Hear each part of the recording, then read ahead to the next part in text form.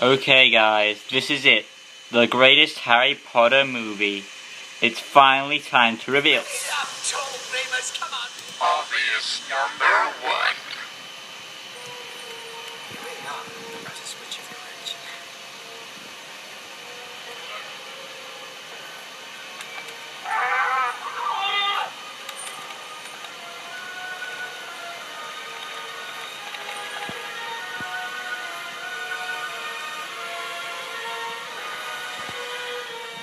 Harry Potter and the Prisoner of Azkaban.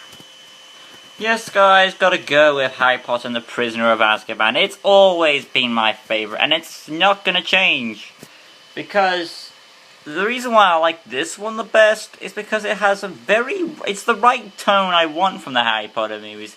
Like, a bit darker, but not too much that it gets distracting. Now, let me just explain a few things why it's awesome, because there's a lot to go over. First, Harry is now in his 3rd year at Hogwarts, and he's still struggling with the Dursleys, but that all changes when we're introduced to some new characters, and there's a new plot going on. First, I like the fact that Harry's more independent in this one, as he's not going to be willing to take in the crap out of his parents. Then, he goes and meets this dog called the Grim, which is established actually as Sirius Black, who's the person who supposedly sold his parents to Voldemort. Which is not really what it is. It's really, he's been set up by Peter Pettigrew, who was really Scabbers the Rat, who's really Ron's rat, who has been with him for 12 years, which is and kind of an awkward life for a rat, but it turns out he's Peter Pettigrew, and he's the real killer of this. So there's a kind of mystery vibe here, and I like that kind of aspect to the movies. Along with some new spells, like Expecto Patronum, which is taught to him by the wonderful, charming Professor Lupin, who is another cool character. This is never stated in the movie, but I'll say it now. There's a thing called, first of all, there's a thing called the Marauder's Map, which is a new item they established as a map that shows you everyone on it, everywhere, every day, kind of thing. And now, it can only show you these people if they're alive, I'm assuming. I'm assuming can ghosts be seen on the map, but I don't know about that, but I'm assuming it's only alive people. So, Pettigrew is shown on the map, and that's what tips Harry and Lupin off that he's alive, so he's alive, turns out he's Scabbers, and they go after him. And there's this whole thing about going back in time. Now, time travel is something hard to master, I will admit that, because if you don't pay attention to what you've established, it's going to cause a lot of plot holes, kind of thing. And what they do with it is, it's a decent job, even though time travel is hard to do. They do a good job of it. The only problem is, I mean, I will admit this movie does have a flaw. The whole point of going back in time was to stop Peter Pettigrew from escaping, even though the second time they do that, Peter Pettigrew escapes. I also like the fact that, mind you, I'm not surprised that this also causes problems down the road with Deathly Hallows Part 2, like, if they have a time turner, why didn't they use it back then? But that's all big questions aside. But there's also the introduction of Professor Lupin himself, who's actually a very nice character. He teaches him the Patronus Charm to fight off Dementors, which is his first OP spell, actually. And it's a very well put together thing. Boggarts are introduced to this world, which basically takes the form of what you fear most. What do I fear most? The unknown, I'd say. And then you've got stuff like him teaching the Patronus Charm that, I wonder if his Patronus will be a stag, that'd be cool.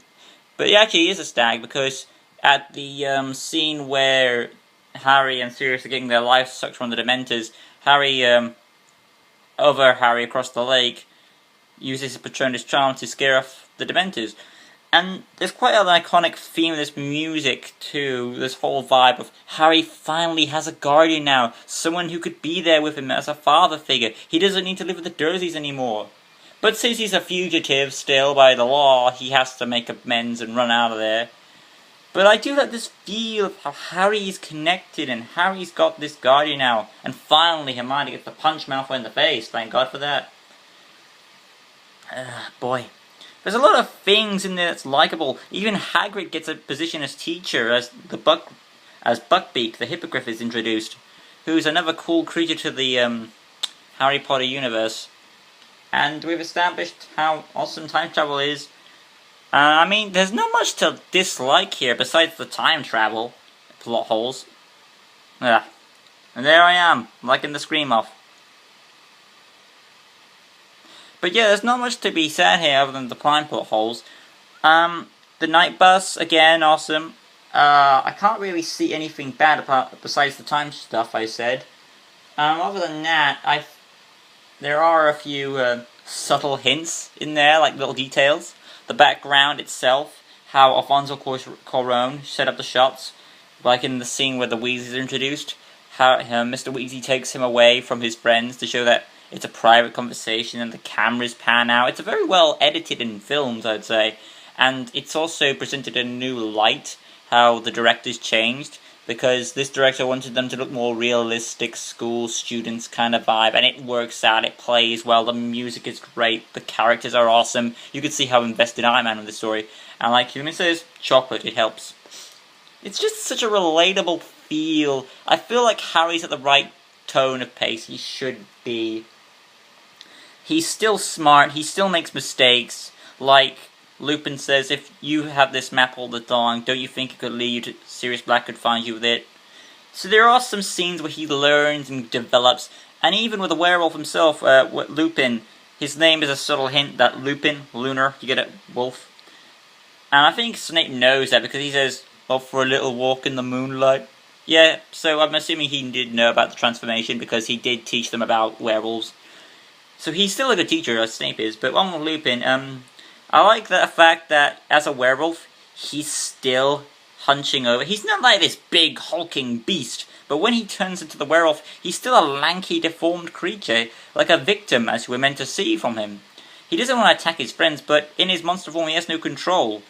Oh, and that's another thing I want to discuss. The Shrieking Shack, where they finally have that confrontation, is actually meant to be where Remus Lupin was staying in the books, which is a nice reference to it, actually. So that's why the Shrieking and it's called the Shrieking Shack because people think that there are ghosts in there, which is actually the cover story. The real reason why it shrieks is because it's Lupin moaning in his werewolf form, trying to control himself. So that's the reason why it's called the Shrieking Shack, if you didn't know.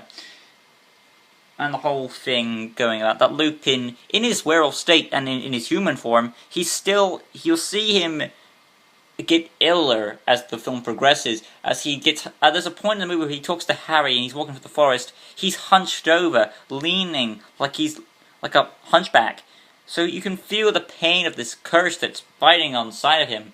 However, that's the problem though, when he puts his mission before everything else, he does forget to take his own serum from time to time, and that's what causes the werewolf transformation.